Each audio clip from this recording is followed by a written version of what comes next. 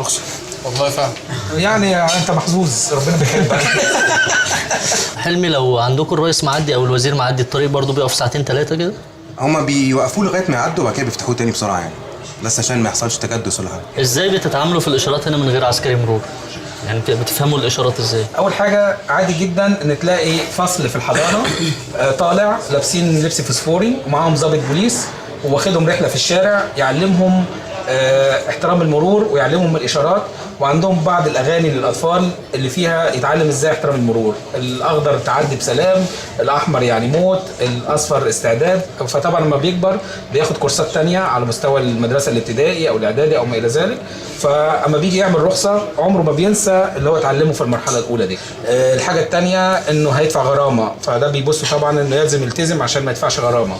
الحاجه الثالثه انه بتتسجل عليه في حاجه نظام كده اسمه نقط في مدينه اسمها فلينسبورغ.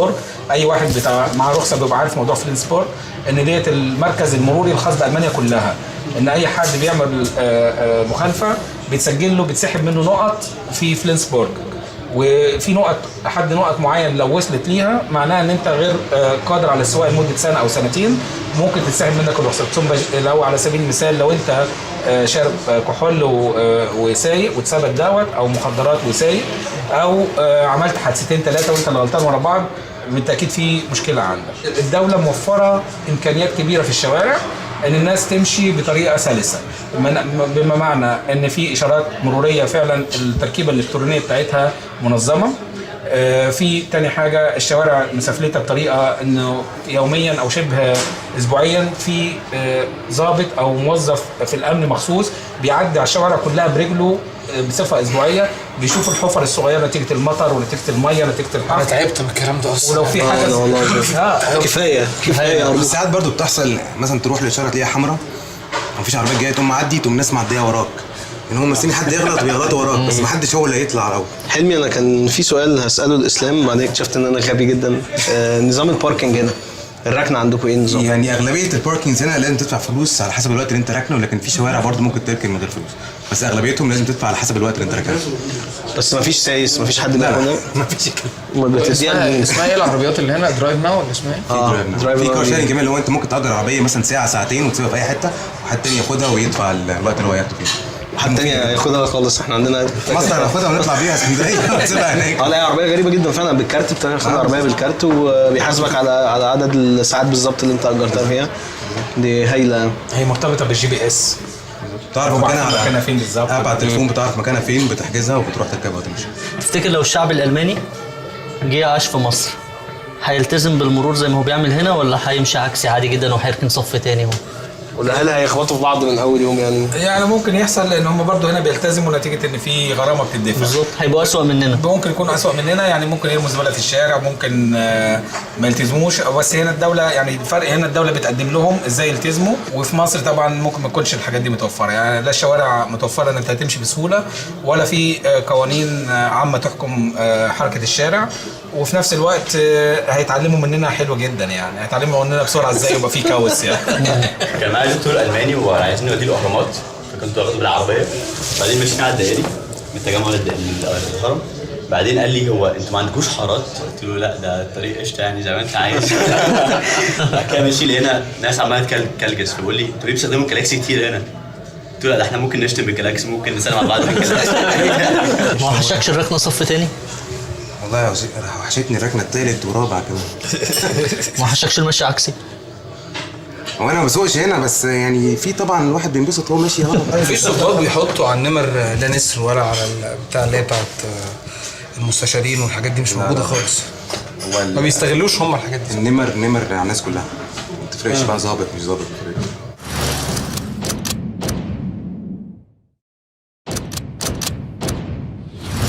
طب احنا لازمكم بقى على شاشه، انتوا ضيوفنا في برلين. ربنا يكرمك. لسه فاكر المره الجايه. رضا عايزين نطلب لضيوفنا هنا حاجه. قول يا باشا. اشرب ايه يا جماعه؟ انت بتسوق الاول ولا ما بتسوقش؟ طبعا. شوف بجد والله؟ معاك رخصه؟ طب اقعد. لا اقعد، انا فاضي. شكرا. الرخصه طلعت معاك في قد ايه؟ يعني المده كلها 6 شهور تقريبا. يعني كل يوم بتروح المرور لمده 6 شهور؟ لا مش كل يوم نروح المرور، ده لازم تروح المدرسه الاول. وعقبال ما تجيلك الموافقه من البوليس انك انت تعمل الرخصه بتاخد وقت طبعا. وبعدين لازم تكون بعد ما يجيلك الموافقه تروح المدرسه. لا يا جدع انا بكلمك على يوم المرور بس. لا يوم المرور يوم واحد. قد ايه بقى؟ يعني بالظبط ساعه. ساعة تخلص كل حاجة؟ تخلص كل حاجه. مفيش بقى مدام هلاك في الخزنة ومش لا عارف ايه لا فين؟ هو الرخصه بتبقى مع الممتحن. انت بتكون مقدم عليها بتبقى معاه. نجحت بيمضي عليها ويديها لك. طب احنا 6 شاي يا عم. 6 شاي؟ نعناع ولا من غير نعناع ان شاء الله. نعناع يا باشا. اتفضل يا عم رضا. من قعدتكم الكبيره جدا هنا في المانيا طبعا ما عدا اسلام. حكام المصريين بقى في حد هنا بقى بيجي يعمل حوادث وفضايح؟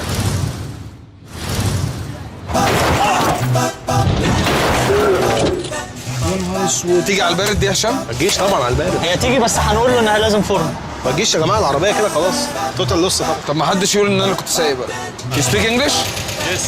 So what are we gonna do? Where are you from? Egypt. Egypt. I can give you my insurance. Is it your car or is it? It's no. It's هيدفع ثمنها. okay. we call the police. I have a solution. You can take our car and we take your car. That's it. Change the car. Change the car. Next slide. Not big deal. Otherwise you And go we to are the friends. train. Okay. It's more expensive. Zaza. Come. We can have a deal. Huh? Who are you calling? Your friends? يا شريف انا عايز ناس دلوقتي حالا. For what? For my work. اوكي. ده بيكلم مكالمة للشغل. يلا يا باشا. عشان هيتحط على برلين بقى. بس هنا ما بيعملوش الحاجات الفهلاوه بتاعتنا وكده. ما بتنفعش يعني. بيضطروا يلتزموا ما بالحاجات. كله هتدفع في الاخر، يا اما هتسحب منك نقط اللي احنا قلنا عليها دي، وده بيضر بالرخصه بتاعتك بعد فتره، ممكن تسحب منك فتره طويله يعني. لو انت دكتور، لو انت مهندس، لو شكلك اصلا رخصتك مسحوبه.